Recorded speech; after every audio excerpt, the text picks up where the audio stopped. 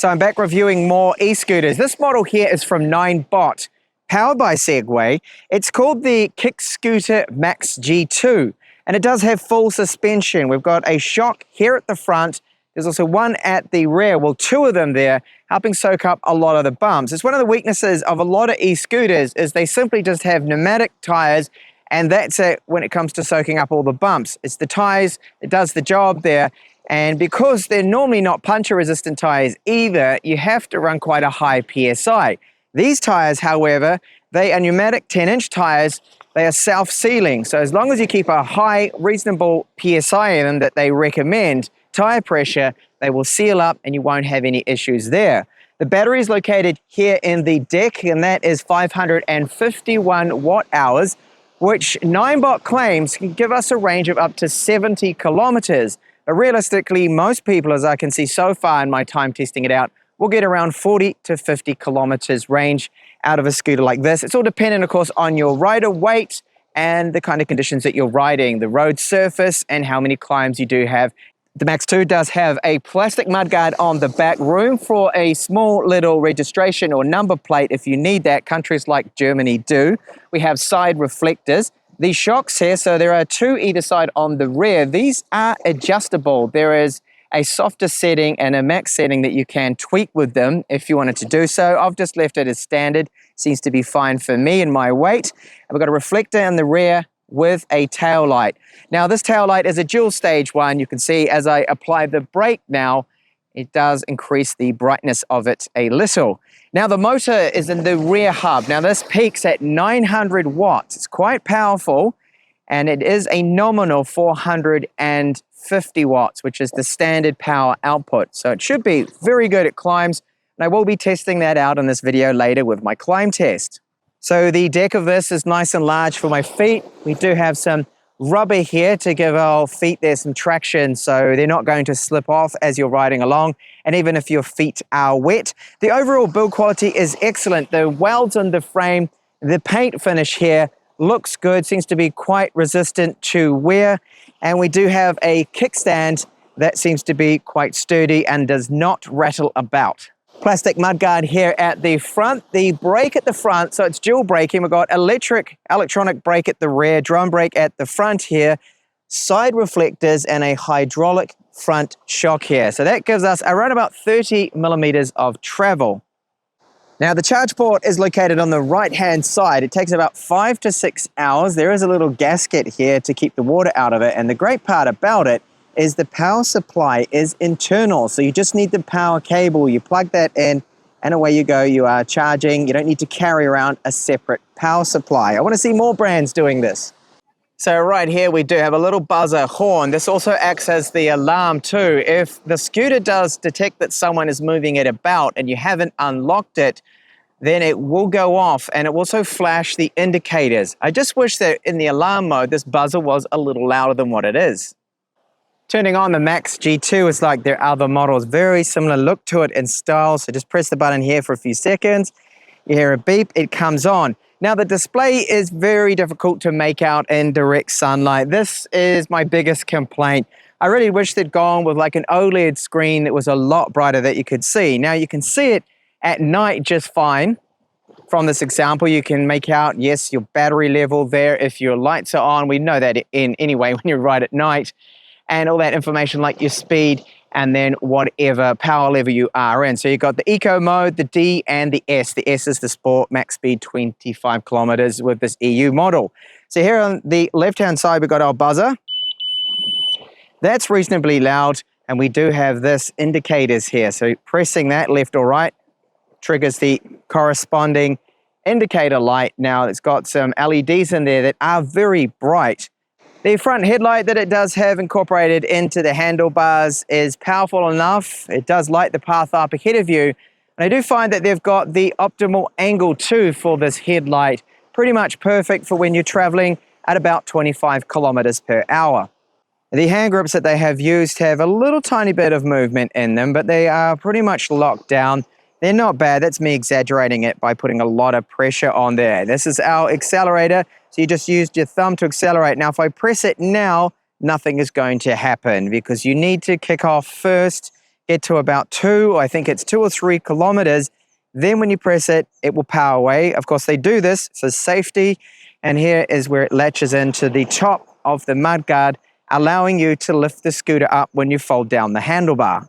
Now, folding it up is very easy. There's just this little security on the front. You pull that up, push the lever forward, drop the handlebar down, get the hook on the little part there on the top of the mudguard so it latches in place, and you can lift it up. So this scooter does weigh 25 kilos. So now the fun part, my ride test. So I do find the deck of the scooter here, I've got plenty of room for my feet. It's not the largest of the scooters, but you don't want it to be too big because then that makes it quite a bit bulky. So we've got terrible roads around here. So little potholes like this, the suspension does a good job of going over all of this rough stuff because the roads here are just absolutely terrible. And I got a little bit more confidence in this scooter because it does have those self-sealing puncture resistant tires too.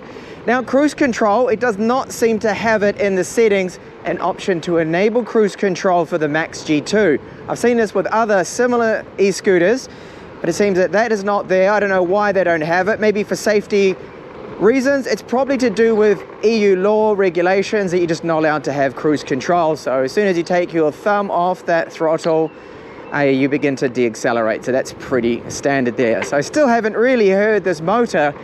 You can barely hear it. Very smooth, really nice and quiet, and great power delivery.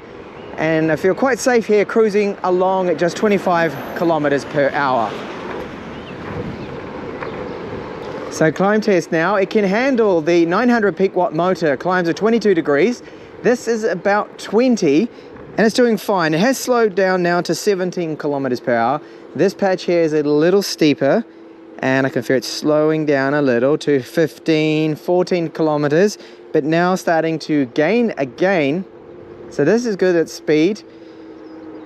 So it's doing well. 900 watts peak, 450 watts nominal power output.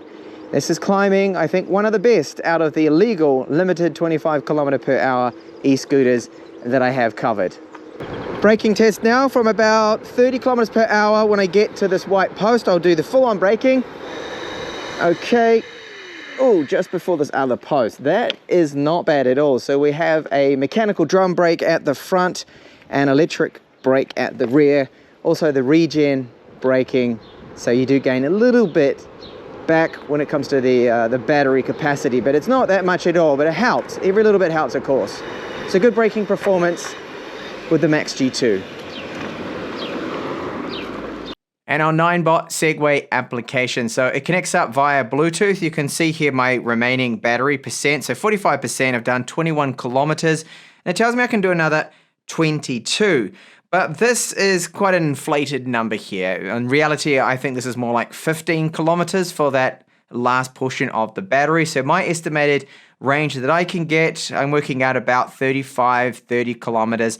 Mostly riding in the S mode, and you'll see here that we do have options that you can enable the walk mode, energy recovery settings. So this is our regenerative braking. By default, it is set to strong. Firmware updates, there have been 2 of those already. There's moments, so like just a little social media area that people can upload photos of their rides and whatnot. My own account here, so you can see that I have ridden almost 100 kilometers now, and there are a few other settings just in here. So very basic settings. So what is missing is cruise control. There is no option for that in here, unfortunately. Charging limit. So this is a good way to prolong that battery. If you didn't want to always fully charge it, then you could limit it to say 90%. You see that with laptops. It's a nice feature to have.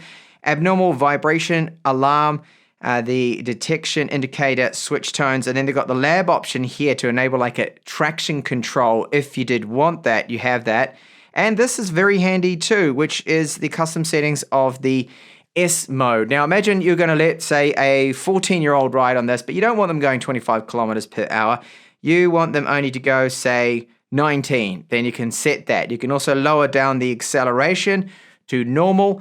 By default, it is on the fastest setting there, Ultra, which is what I have been using. If you use a lower setting here too, that will save a little bit of battery life because it's not going to be using so much wattage. So it's a good application here, very straightforward, simple to use, and you get those firmware updates. You can also remotely turn it off if you wanted to.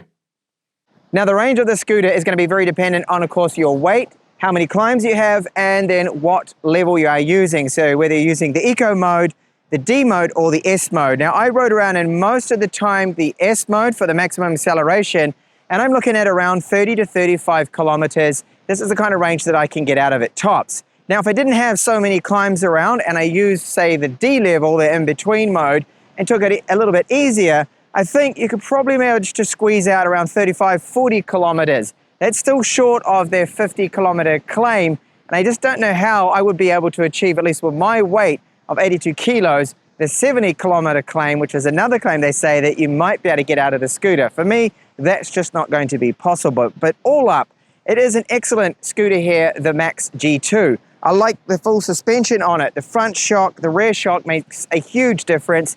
We have then confidence too on these tires that we should not get any flats because they're self-sealing tubeless tires, and they seem to be very good. The kickstand is all right. The folding mechanism here, very solid. Got confidence in that. It does not feel like it's going to break. There's really no flex in any of that.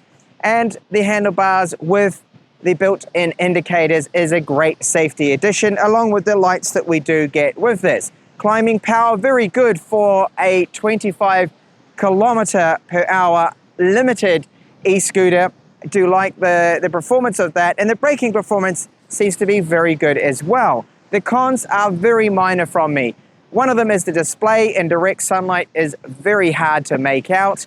And through the application, while it's great that we've got a lot of different settings like limiting its top speed, there is no cruise control option. That could be down to EU regulations that just simply do not allow us to have that option. It's not too difficult to keep your thumb down on that accelerator anyway. So that is the full story there of Ninebot's Kick Scooter Max G2. Thank you so much for watching this review.